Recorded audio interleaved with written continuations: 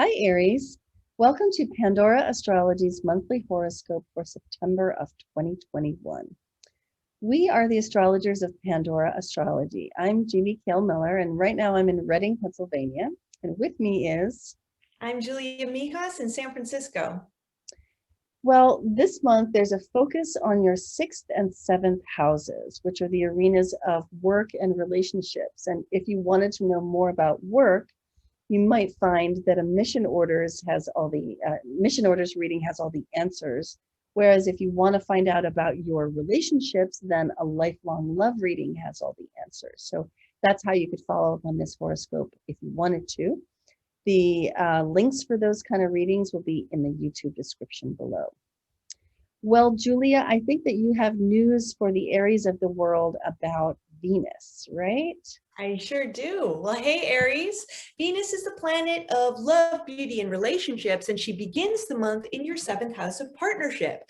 Venus loves to be in this house, and for the first 10 days, she'll be bringing a lot of harmony and pleasure to your relationship, or it can be a great cycle for dating if you're single. Then on September 10th, Venus goes into your 8th house of other people's money and intimacy. So the 8th house rules the money you share with other people you're close to, like your family, or institutions like banks. So it can represent joint credit cards, inheritances, loans, etc. And when Venus comes into this house, you might have a little extra sort of luck with other people's money, maybe doing some financial negotiations with your family members or the people that you share money with. This is also a deeply intimate house, a very sexual house too. So you could also be feeling a lot more physically amorous and wanting to connect to your level, to your partner on more deeper levels. Then Mars, the planet of action and activity, begins the month in your 6th house. It's going to spend the first half of the month here. And Mars, wherever we have Mars, is where we could face some flare-ups and frustrations. And this is the house of work. It's also the house of health.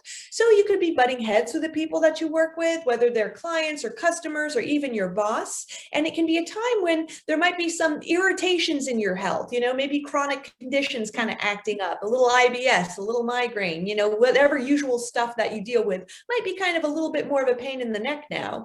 Then on September 14th, Mars moves into your 7th house of partnership after Venus has left this house. So where the first part of the month, you're feeling a little bit of pleasure in your partnership, the other part of the month, you might be running into some frustrations with your partner. Maybe you guys aren't seeing eye to eye on the same thing.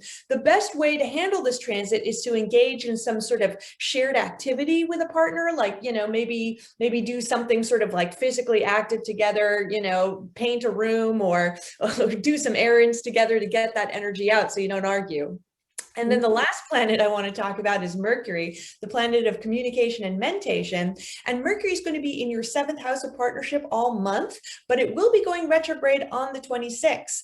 So with Mercury in this house, it's a time where you might have increased communication with your partner, that you need another set of ears to kind of bounce your ideas off of.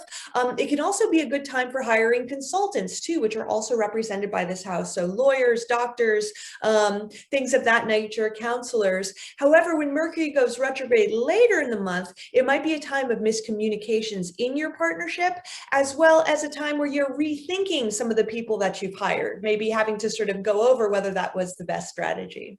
Yeah, indeed. Those Mercury retrogrades, darn it, they happen 3 times a year and such a pain.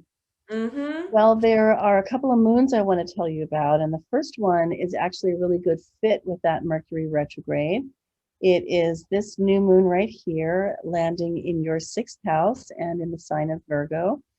And new moons are times of new beginnings. This particular one we've named Being Weird Your Own Way, but also relatable. And that's because it has actually a gorgeous trine to Uranus, which brings in some of those qualities of quirkiness and eccentricity, but in ways that are kind of cute and attractive. And I think that they're going to allow people to just give each other a little bit more room to, be themselves. So that's a nice vibe.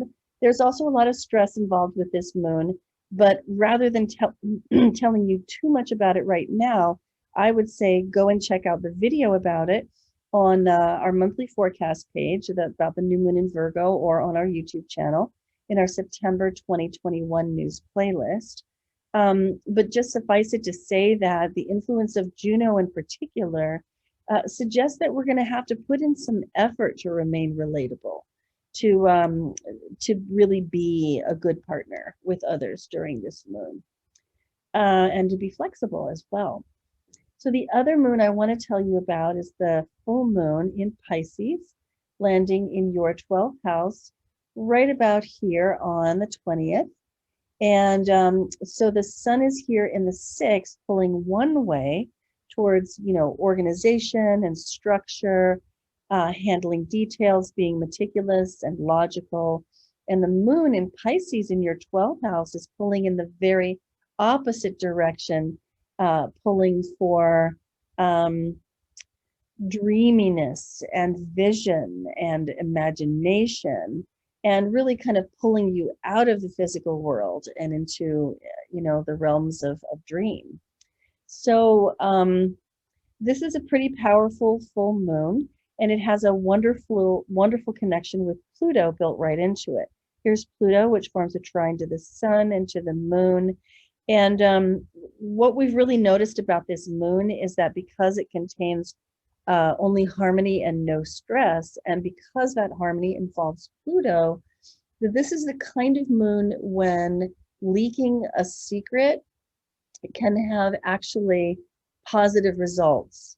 Maybe not right away, because nobody likes that, but in the long run, it can be a healing thing under a moon like this one. And that Pluto falls in your 10th house, which is the arena of career, while the sun sits in your 6th house, which is the arena of the job. And then the moon sits in the house of the unconscious. So it would seem like pretty ripe conditions for something to come to the surface and hopefully be, washed away and cleansed away, leaving things better than they were before, leaving people feeling safer and closer than they were before. So it's definitely something to handle with care, but you can find out a lot more about it in the video that we made, which is, findable on our monthly forecast page on our website, pandoraastrology.com. Now, the last thing I want to talk about is the seasonal change. It happens every month. The sun leaves one sign and enters another.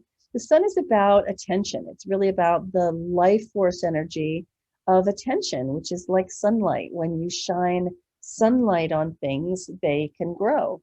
The sunlight of attention has been traveling along through your 6th house. And so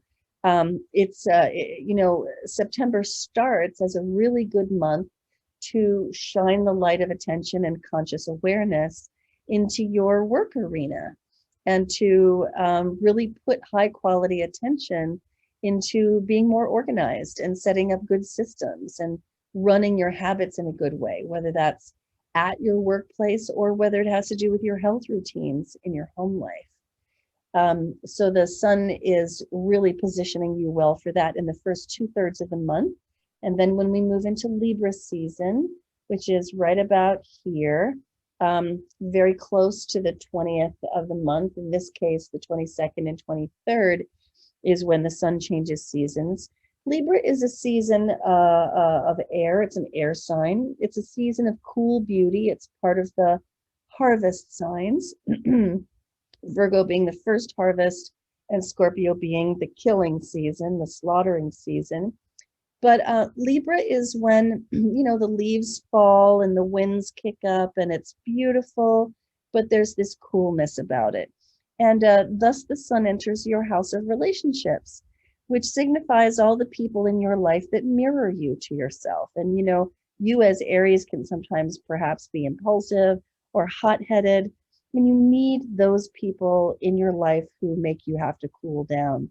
So this is a really good season to put some quality attention on those people who help you be more balanced and mirror you to yourself in a good way. So that is, that's what Libra is for. Well, Aries, I hope you enjoyed that horoscope that we just made for you.